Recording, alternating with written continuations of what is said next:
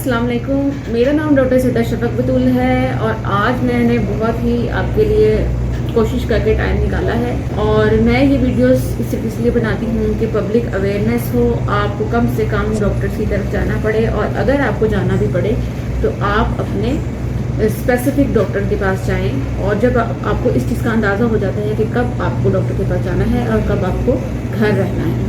कि बहुत से लोग ऐसे होते हैं जो अननेसेसरी डॉक्टर्स को विजिट कर रहे होते हैं, बार बार छोटे छोटे मसले के लिए जा रहे थे, और बहुत सी खवातीन ऐसी होती हैं जिनको बहुत बड़े मसले मसाइल होते हैं लेकिन वो डॉक्टर को रुजू नहीं करती, जिसकी वजह से उनको आखिर में बहुत ज़्यादा नुकसान उठाना पड़ता है। उम्मीद है आपको बहुत इन्फॉर्मेशन मिलती होगी। अगर आपको पसंद आती है तो काइंडली लाइक, कमेंट और शेयर ज़रूर किया करें क्योंकि इससे मुझे और मेरी टीम को बहुत ज़्यादा एप्रिसिएशन मिलती है। आज के सेशन में हम बात करेंगे कि अंडे की क्वालिटी को किस तरह से इंक्रीज़ किया जाता है। इस तरह के जो टर्म्स हैं कि अंडा ठीक नहीं है, अंडा बन नहीं रहा, अंडे की क्वालिटी ठीक नहीं है, ये टर्म्स अमूमन हम लोगों को समझाने के लिए इस्तेमाल करते हैं। मेडिकल में ऐसी टर्म्स एग्जिस्ट नहीं करते, लेकिन आपको समझाने की खातिर और आपके अंडरस्टैंडिंग के लिए हम कोशिश करते हैं कि आम ज़बान इस्तेमाल की जाए। अंडे की क्वालिटी को किस तरह से इंक्रीज़ किया जाता है। अब बांझपन के जो भी जोड़े होते हैं उनको बहुत से डॉक्टर्स ये बताते हैं कि आपका अंडा तो बन रहा है लेकिन अंडे की क्वालिटी अच्छी नहीं है, या फिर वो कंसीव तो कर लेती हैं औरतें लेकिन उनके बच्चे की या तो धड़कन नहीं आ रही होती या बच्चा ही नहीं बनता, बिल्कुल खाली सैक बनती है, जिसको हम ब्लाइटेड ओवम कहते हैं, यानी कि उनका हमल तो ठहर जाता है, अलामात भी आ रही होती हैं और जब अल्ट्रासाउंड किया जाता है तो बताया जाता है कि आपके जो बच्चेदानी की थैली बनी है अंदर वो खाली है, उसमें बच्चा नहीं है, या फिर बच्चे की धड़कन नहीं आई, या फिर बच्चे की ग्रोथ नहीं है। तो ये सब चीज़ें मोस्टली इस फैक्टर पर भी डिपेंड करती हैं कि अगर आपकी एग क्वालिटी जो है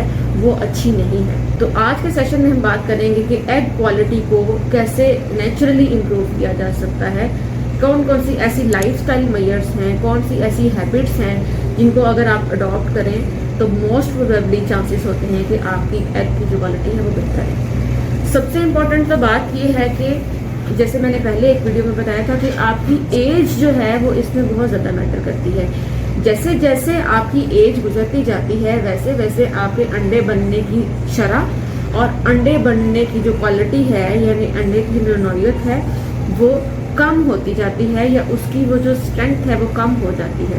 बिल्कुल इसी तरह है जिस तरह एक जवान बंदे में एनर्जी है और जिस तरह एक बूढ़े बंदे में एनर्जी है, इन दोनों को कंपेयर करें तो आप यही ऑप्शन चूज करेंगे कि जो जवान है वो ज़्यादा कंपैरेटिवली स्ट्रॉन्ग है। इसी तरह एग की क्वालिटी जैसे जैसे एज इंक्रीज होती जाती है तो एज के साथ साथ एग की क्वालिटी जो है वो रिड्यूस हो जाती है। तो कोशिश ये की जाती है कि अगर आपकी इस तरह की हिस्ट्री है, अगर आपको लग रहा है कि आप बांझपन का शिकार हैं, तो आप वक्त ज़ाया ना करें और कोशिश करें कि 35 साल से पहले कंसीव कर लें। दूसरे नंबर पर आ जाता है एक्सरसाइज।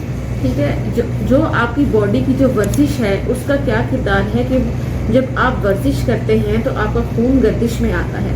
जब खून गर्दिश में आता है तो वो उन जिस्म की उन जगहों तक पहुंचता है जहाँ पे अमूमन रेस्टिंग कंडीशन में ब्लड सप्लाई बहुत ही थोड़ी जा रही होती है।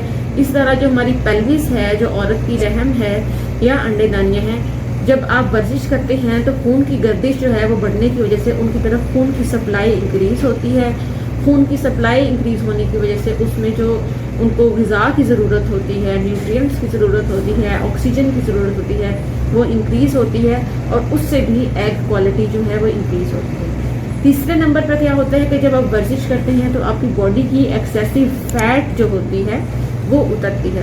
एक्सेसिव फैट उतरने से जो अंडेदानियों पे फैट होती है या फिर जो फैट आपको हिंड्रेंस क्रिएट कर रही होती है अंडे बनाने में, वो रिड्यूस हो जाती है। उससे भी आपकी नरिशमेंट जो है वो अंडेदानी की इंक्रीज होती है और उससे आपकी फर्टिलिटी के चांसेस बढ़ जाते हैं। चौथे नंबर पर आ जाती है कि आपकी खुराक किस तरह की है। अगर आप बहुत ज़्यादा रिफाइंड फूड्स लेते हैं, रिफाइंड फूड्स हम कहते हैं जो कि बनी बनाई चीज़ें होती हैं, जिस तरह बेकरी की चीज़ें, ब्रेड हो गए, पिज़्ज़ाज हो गए, या फिर आप जंक फूड बहुत लेते हैं, बाहर की चीज़ें बहुत ज़्यादा पसंद करती हैं, तो ये चीज़ें भी अल्टीमेटली आपको आपके अंदर जहरीले मादे जिस्म में ज़्यादा प्रोड्यूस करती हैं और इससे क्या होता है कि आपकी एग की क्वालिटी जो है वो रिड्यूस हो जाती है। चौथे नंबर पर आ जाता है कि आप सप्लीमेंट साथ में यूज़ कर सकते हैं। बहुत सी खवातीन को हम जिनको पॉलीसिस्टिक ओवेरियन डिजीज़ होती है, जिनमें एग्स प्रॉपर नहीं बन रहे होते या अच्छे साइज़ के नहीं बन रहे होते, उनको 3 से 6 महीने के लिए हम मायो इनोसिटोल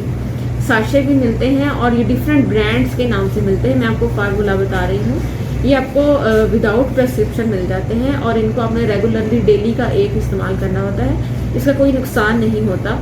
तो मायो इनोसिटोल के जो साशे हैं वो अगर आप इस्तेमाल करें तो इससे भी देखा गया है कि काफ़ी हद तक एग की क्वालिटी जो है वो इंक्रीज़ हो जाती है। और छठे नंबर पे बताती चलूँ कि मैं ऑलरेडी एक वीडियो में बता चुकी हूँ कि कौन सी ऐसी फूड्स हैं जिनसे आप अपने हमल करने के चांसेस बढ़ा सकते हैं।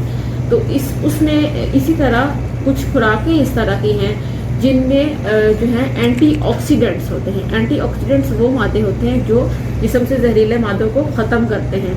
तो ऐसी वो खुराकें जिनमें एंटीऑक्सीडेंट्स होते हैं, वो खुराक भी आपकी एग की क्वालिटी को इंक्रीज़ करने में हेल्प करती है। जो मैं एक दो बता दूं, जिस तरह सिट्रस फ्रूट्स, जो तुर्च फ्रूट्स होते हैं, जिस तरह माल्टा हो गया, चुकंदर हो गया, बेरीज हो गई, लीमू हो गया, ये क्रैन बेरी हो गई, या फिर ये जो चेरीज आ रही हैं ये हो गई, तो ये भी आपकी एग की क्वालिटी को इंक्रीज़ करते हैं। और डाइट में क्या, ओमेगा 3 फैटी एसिड्स या फिश ऑयल जिसमें होता है, अगर आप ये सर्च करें कि ओमेगा 3 फैटी एसिड्स किन चीज़ों में ज़्यादा होते हैं तो वो डाइट्स पे मैं अलग से एक वीडियो बना दूंगी।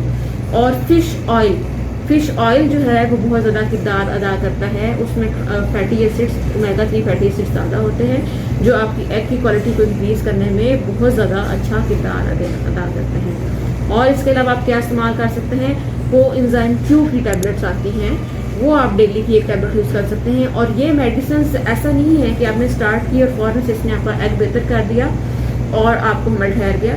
ये मेडिसिन जो मैं बता रही हूँ या ये लाइफस्टाइल जो मैं बता रही हूँ, ये 3 से 6 महीने के लिए कम से कम आपने अडॉप्ट करना है। और लाइफस्टाइल चेंजेस मेंशन करने का मकसद सिर्फ यही है कि आपने उन चीज़ों को अपनी ज़िंदगी का हिस्सा बनाना है। ऐसा नहीं है कि आपने 1 महीना 2 महीना कोशिश की और उसके बाद आपने देखा कि कोई रिजल्ट्स नहीं आ रहे और आपने छोड़ दिए, क्योंकि ये नेचुरल मेथड्स हैं। तो ये आहिस्ता आहिस्ता आपके जो है बॉडी में रोल प्ले करते हैं। इसके साथ ही हमारा आज का सेशन कंप्लीट होता है। मज़ीद मालूमात के लिए आप कमेंट बॉक्स में कमेंट कर सकते हैं। अल्लाह हाफ़िज़।